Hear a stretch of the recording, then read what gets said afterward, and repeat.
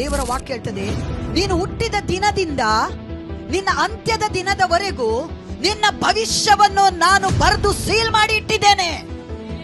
ನನ್ನ ಭವಿಷ್ಯ ನೀನು ಹುಡುಕಿ ಹೋಗ್ಬೇಕಾಗಿಲ್ಲ. ಆಲ್ರೆಡಿ ನನ್ನ ಭವಿಷ್ಯ ದೇವರ ಕೈಯಿಂದ ಬರೆದು ಸೀಲ್ ಆಗಿ ಇದೆ. ನಾನು ಏನು ಹಾಗೆ ಆಗ್ಬೇಕು ಹೀಗೆ ಆಗ್ಬೇಕಂತ ನಾನು ಹುಡುಕಿ ಹೋಗ್ಬೇಕಾಗಿಲ್ಲ. ನನ್ನ ದೇವರು ಅದನ್ನು ಆಲ್ರೆಡಿ ಸೀಲ್ ಮಾಡಿ ಇಟ್ಟಾಗಿದೆ. ಅವರು ಏನು ಬಯಸ್ತಾರೋ, ಅವರ ಚಿತ್ತ ಏನಿದೆಯೋ, ಅದು ಏನಾಗ್ಬೇಕಂತ ಅವರ ಪ್ಲಾನ್ ಇದೆಯೋ, ಅದು ಮಾತ್ರ ನಿನ್ನ ಜೀವನದಲ್ಲಿ ನೆರವೇರುತ್ತೆ. ನಾನು ಎಷ್ಟು ಸರ್ಕಸ್ ಮಾಡಿದ್ರು ಏನೋ ಎಷ್ಟು ಜನ ನಂಬುತ್ತಾರೆ.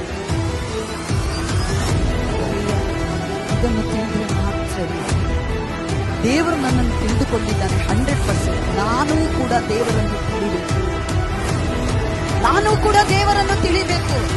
50-50 ಲೈಫ್ ದೇವರಿಗೆ ಇಷ್ಟ ಇಲ್ಲ, ದೇವರಿಗೆ ಬೇಡ. ಹಲ್ಲೆಲೂಯಾ.